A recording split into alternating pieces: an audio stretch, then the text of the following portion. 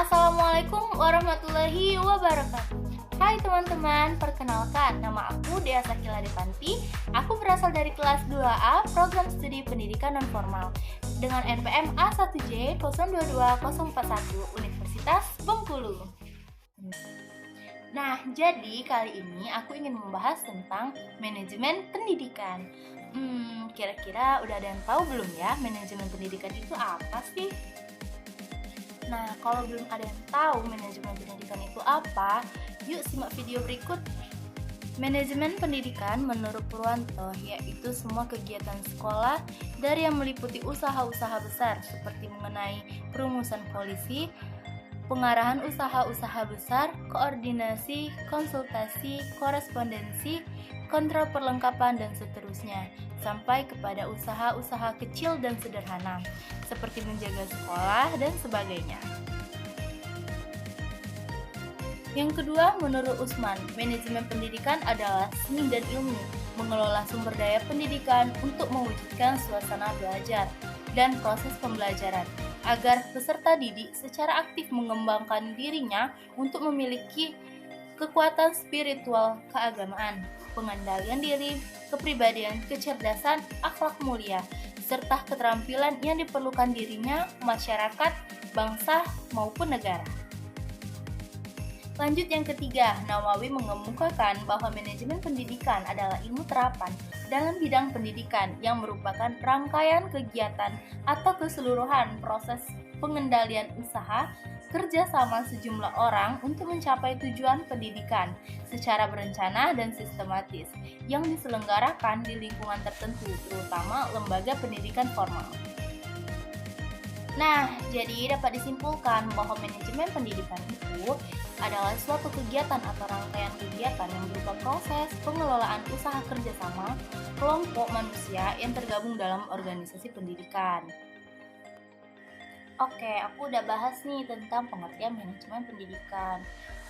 Kayaknya ada yang kurang ya kalau cuma bahas pengertiannya aja. Kita lanjut ke unsur-unsur manajemen pendidikan.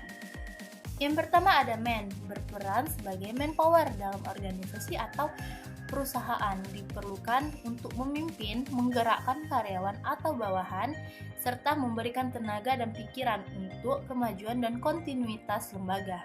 Sumbangan tenaga manusia di sini dapat pula dinamakan sebagai leadership atau kewirausahaan. Kedua ada material atau barang. Material ini digunakan sebagai proses produksi dalam suatu perusahaan atau organisasi. Dapat terdiri dari bahan baku, bahan setengah jadi, atau barang jadi. Yang ketiga ada mesin, yaitu kebutuhan pokok dalam melancarkan jalannya suatu organisasi. Mesin berupa peralatan yang digunakan oleh suatu instansi atau lembaga, baik itu peralatan yang modern maupun peralatan yang masih bersifat konvensional.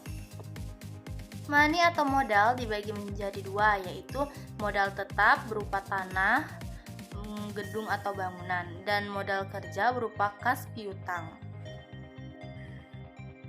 Keempat ada metode. Pemilihan dan penggunaan metode yang tepat digunakan sebagai aturan atau cara-cara tertentu yang bertujuan untuk menghindari terjadinya inefisiensi dan pemborosan. Market atau pasar dalam lembaga pendidikan berupa tempat terjadinya interaksi antara pendidik dengan peserta didik maupun dengan stakeholders yang ada dalam lingkup tersebut. Yang terakhir adalah waktu. Waktu merupakan hal yang dipergunakan dan dimanfaatkan dalam pencapaian visi dan misi suatu lembaga secara efektif dan efisien. Tujuan dan manfaat manajemen pendidikan. Yang pertama ada terwujudnya suasana belajar dan proses pembelajaran yang aktif, inovatif, kreatif, efektif, dan menyenangkan. Yang kedua, terciptanya peserta didik yang aktif mengembangkan potensi dirinya untuk mempunyai kekuatan spiritual keagamaan, pengendalian diri, kepribadian, kecerdasan, berakhlak mulia, serta keterampilan yang diperlukan dirinya, masyarakat, bangsa, dan negara. Dan yang ketiga, terpenuhinya salah satu dari 4 kompetensi tenaga pendidik dan tenaga kependidikan. D. Pembagian manajemen. Yang pertama ada manajemen puncak atau top manajemen, disebut juga dengan manajemen institusional, direktur utama atau chief Executive Officer atau CEO. Tugasnya mengembangkan rencana-rencana yang luas untuk lembaga dan mengambil keputusan-keputusan penting. Dan yang kedua,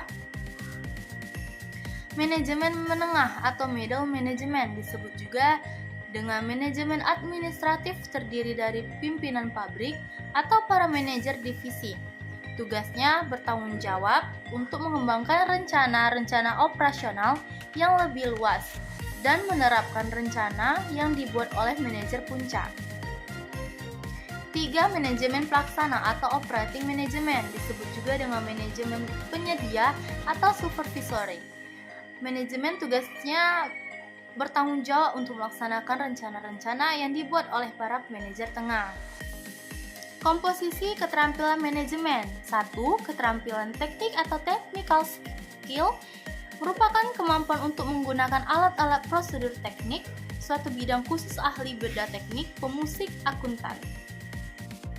2. Keterampilan manusiawi atau human skill merupakan kemampuan untuk bekerja dengan orang lain, memahami orang lain, dan mendorong orang lain baik sebagai perorangan maupun berkelompok. 3. Keterampilan konseptual atau conceptual skill merupakan kemampuan mental untuk mengkoordinasi dan memadukan semua kepentingan dan kegiatan organisasi yang meliputi A. Melihat organisasi secara keseluruhan, dan B. Memahami perubahan pada setiap bagian yang dapat mempengaruhi organisasi. Ruang lingkup manajemen pendidikan. 1. Manajemen kurikulum merupakan sistem pengelolaan atau penataan terhadap kurikulum secara kooperatif, komprehensif, sistemik, dan sistematik yang dijadikan acuan oleh lembaga pendidikan dalam rangka mewujudkan ketercapaian tujuan kurikulum atau tujuan pendidikan. Yang kedua, manajemen personalia adalah serangkaian proses kerjasama mulai dari perencanaan, pengorganisasian, penggerakan, dan pengawasan dalam bidang personalia dengan mendayagunakan sumber daya yang ada secara efektif dan efisien sehingga semua person di sekolah menyumbang secara optimal bagi pencapaian tujuan pendidikan yang telah ditetapkan. 3. Manajemen peserta didik merupakan upaya penataan peserta didik mulai dari masuk sampai dengan mereka lulus sekolah dengan cara memberikan layanan sebaik mungkin pada peserta didik. Dan keempat, manajemen sarana dan prasarana merupakan suatu kegiatan bagaimana mengatur dan mengelola sarana dan prasarana pendidikan secara efisien dan efektif dalam rangka pencapaian tujuan yang telah ditetapkan. Secara umum, proses kegiatan manajemen sarana dan prasarana meliputi perencanaan, pengadaan, pengawasan, penyimpanan, inventarisasi, penghapusan, dan penataan.